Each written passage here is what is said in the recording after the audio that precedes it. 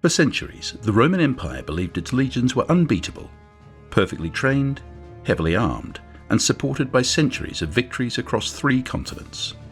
Discipline, organization, and raw power made Rome a force that few dared to challenge. But being well trained didn't mean being unbeatable. The Romans gave a name to the people who lived beyond their borders: barbarians. To them it meant wild, uncivilized, and inferior. But the truth was far more complicated. These so-called barbarians may not have built marble cities or written histories in Latin, but they weren't foolish. And in time, they learned something crucial. Brute strength doesn't win every war. Welcome to the barbarian tactics that crushed Rome. Let's find out together how slowly and piece by piece these tribes proved that Rome was not as invincible as it seemed. First, we need to understand that the Roman army, although strong, had its weaknesses. For example, it was built for open fields, flat ground, and clear lines of sight. Their tactics depended on formation, discipline, and precise movement. They trained to fight enemies who stood in front of them. But the Germanic tribes refused to fight like that. Instead, they pulled their enemies into deep forests, muddy marshes, and narrow passes. In these places, Roman formations broke down. Their shields got tangled in branches, their horses slipped in the mud, and their leaders couldn't see more than a few meters ahead. For the Germanic warriors, this wasn't a disadvantage. In 9 AD, the Roman general Varus led 3 full legions deep into what is now northern Germany. He believed the area had been pacified. He was wrong. A Germanic leader named Arminius, who had trained with the Romans and even earned citizenship, was preparing a trap. Arminius knew Roman tactics. He knew the forests. What happened next is still remembered as one of the greatest disasters in Roman military history, the Battle of the Teutoburg forest. The forest became a weapon. Roman supply lines were stretched thin. The path was too narrow for legions to march side by side. Their armor was heavy. The rain turned the ground into a swamp. Then the attacks began, sudden, fast, and from all sides. Germanic warriors appeared from the trees, struck and vanished. The Romans couldn't regroup. They couldn't see their attackers. By the time the ambush was over, nearly 20,000 Roman soldiers were dead. Not one legion survived. But why did this tactic work so well? The Roman army was not built for this kind of war. Its strength came from coordination, but the forests broke that. Instead of one solid unit, they became scattered individuals. The Germans, on the other hand, moved silently between trees and hills they had known since childhood. They mapped every ambush point from memory. The terrain also made it difficult to send messages or retreat. The Romans couldn't even dig in and defend themselves because the soft, wet ground made it impossible. When they tried to build camp, they were attacked again, and because it rained for days, their weapons and armor became heavy, slippery, and slow. This battle marked the end of Roman expansion into northern Europe. After Teutoburg, Rome never tried to conquer the Germanic heartlands again. The Rhine River became the empire's final border in the north, and all because a forest, a place Rome didn't understand, was used with deadly precision. Arminius had once fought for Rome, but in that forest he proved that Rome's training could be turned against it. The forests of Germania became a trap that swallowed an entire Roman force and sent shockwaves through the empire. How many empires do you know to lose not to a bigger army, but to trees, rain, and a leader who knew the terrain better than they ever could? In addition to the terrain, the most important tactic against the Romans was the timing. Barbarian tribes learned to wait until the empire was busy fighting itself, and Rome, for all its power, spent a lot of time doing just that. Internal struggles, civil wars, and political assassinations were common, especially in the last 2 centuries of the Western Empire. While Rome's armies were sent to fight other Romans, its borders were left exposed. For the tribes watching from the outside, this was the perfect moment to strike. This strategy became especially dangerous during the crisis of the 3rd century, which began around 235 AD. In just 50 years, the Roman Empire saw over 20 emperors rise and fall. Generals fought each other for the throne. Cities were destroyed, and armies were constantly shifting sides. While the empire was tearing itself apart, the Goths, Vandals, and other tribes saw their chance. They crossed the Danube, raided Roman towns, and took what they could. These weren't full invasions yet, more like sharp targeted attacks while the defenders were distracted. Over time, these smaller raids became more organized. Tribes started forming coalitions. Leaders like Alaric, king of the Visigoths, studied Rome's patterns. He knew exactly when the empire was weakest. In 408 AD, Rome was still dealing with political instability. Power struggles had drained the treasury, and the army was thinly stretched. Alaric demanded land and gold. When Rome refused, he marched on the city. In 410 AD, his forces entered Rome and sacked it. This was the first time in 800 years that the city had fallen to a foreign enemy. This attack shook the Roman world, but it wasn't a surprise to those who saw the warning signs. The empire had spent too long fighting itself, and by the time it tried to push the barbarians back, it was already too late. The same pattern repeated again and again. In 455 AD, the Vandals launched another major attack, this time led by their king, Genseric. Rome was in the middle of another leadership crisis. The emperor had just been murdered, and the next one lasted only a few weeks. While Rome scrambled to choose a new leader, Genseric sailed across the Mediterranean and entered the city without facing strong resistance. His forces looted Rome for 2 full weeks. These invasions worked because civil wars did more than just weaken the enemy. They broke Rome's economy, damaged its roads and farms, and divided its people. Taxes stopped flowing, soldiers stopped getting paid, governors stopped following orders, and during all of this, the empire still had enemies at the gates. Some tribes didn't even need to fight. They made deals with one Roman side against another. They offered soldiers, supplies, or alliances in exchange for land. Rome, desperate to win its internal battles, accepted. But once those wars ended, the tribes often stayed and took more than what was promised. The tactic didn't require superior weapons or larger armies. It simply required patience. Wait for Rome to fall into chaos, then move in quickly. It was a quiet, steady pressure, and it worked. By the end of the 5th century, the Western Roman Empire had collapsed, and many of the lands once ruled by Roman emperors were now under the control of barbarian kings. Next tactic: fear. Not just fighting, not just strategy, but the use of fear as a weapon. Among all the enemies that challenged Rome, the Huns became masters of this approach.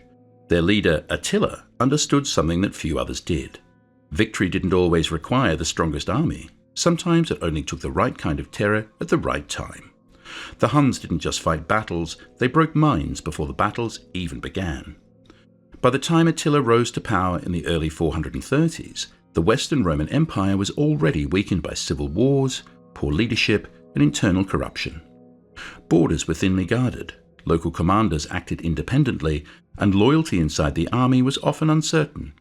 Attila saw these cracks and pushed straight through them. Unlike traditional Roman enemies, the Huns moved fast. Their warriors lived on horseback, trained from childhood to ride, shoot, and strike with incredible speed. They didn't build cities. They didn't settle. They moved like a storm, unpredictable and hard to track. And as their attacks spread, so did their reputation. Roman soldiers feared the Huns long before they ever saw them. Ancient sources describe the fear they caused in detail, not just because of their weapons, but because of how they looked and how they acted. The Huns wore clothes that seemed strange to the Romans. They scarred their own faces in childhood, leaving deep lines that gave them a harsh, unnatural appearance. Some even practiced cranial deformation, shaping their skulls to appear long and narrow. These features, unfamiliar and dramatic, made them look less human and more like something out of myth. But the fear didn't stop with appearance. Huns often attacked at night, shouting, singing, and howling through the darkness to confuse and terrify their enemies. Roman sources mention the sound of war cries so loud and chaotic they could shake morale even before battle. Their movements were hard to predict, and their armies seemed to come from nowhere, strike, and vanish. Cities began to surrender before the Huns even arrived. One of Attila's most well-known campaigns was in 447 AD, when he launched a full invasion into the Eastern Roman Empire. He avoided heavily defended areas and instead targeted smaller cities, towns, and trade routes. As these places fell one after another, fear spread faster than the actual battles. Even though the Romans had powerful armies on paper, many provinces gave in without a fight, hoping to avoid the destruction they had heard about from others. Attila also used fear during negotiations. In one case, he demanded that Roman artwork showing victories over barbarian enemies be changed to show him receiving tribute instead. The message was clear. Rome no longer ruled through strength. It was paying for peace. That message spread throughout the empire. In 451 AD, Attila clashed with Roman forces at the Battle of Catalaunian Plains. It was one of the largest battles of late antiquity. While it didn't end in a clear victory for either side, it proved something important. Attila could meet the Roman army in open battle and survive. But more importantly, he didn't need to keep winning military victories. The fear of his return kept the empire on edge. By combining speed, unpredictability, appearance, and overwhelming pressure, the Huns turned fear into a weapon just as effective as any sword. Something you might not expect from the barbarian tribes is that many of them learned directly from Rome, not just by watching from the outside, but from serving inside the Roman army itself. Over time, they studied Roman tactics, discipline, weapons, and organization. And when the moment came, they used those very same tactics against the empire. This adaptation didn't happen overnight. For centuries, barbarian warriors had been hired by Rome as auxiliary troops. They guarded borders, marched with legions, and fought in campaigns across the empire. They trained alongside Roman soldiers, wore Roman armor, and followed Roman officers into battle. Through this experience, they learned how Rome fought, its strengths, and more importantly, its weaknesses. We've already talked about Arminius and how his deep knowledge of Roman tactics played a key role in the devastating ambush at the Teutoburg forest. But centuries later, many barbarian groups had gone even further. They weren't just copying Roman tactics, they were forming full armies modelled on the Roman structure. The Visigoths created organised infantry and cavalry units. The Vandals and Franks built siege weapons and learned how to attack cities protected by Roman walls. Their leaders studied Roman politics, made alliances, and negotiated with emperors. Some even carried Roman-style banners and wore symbols taken from Roman legions. One of the most important examples came during the already mentioned Battle of the Catalaunian Plains in 451 AD. On one side stood Attila the Hun, who had gathered a huge force, including some former Roman subjects. On the other side stood the Roman general Aetius, leading an army made up of Roman troops and allied barbarians, including Visigoths and Burgundians. The strange part was that both sides were now using similar tactics. Infantry was placed at the centre, cavalry guarded the flanks. Commands were organised and coordinated, not chaotic. The battlefield looked more like a Roman civil war than a clash between empires and outsiders. Barbarian forces also learned how to conduct siege warfare, something that required more than strength. They needed engineering, timing, and patience. The Huns, for example, used Roman-style siege towers, rams, and battering devices during their attacks on eastern Roman cities. Some of these weapons were likely built by captured Roman engineers or based on Roman blueprints. So why did this tactic work so well? Because Rome did not expect its enemies to evolve. It expected chaos, not structure.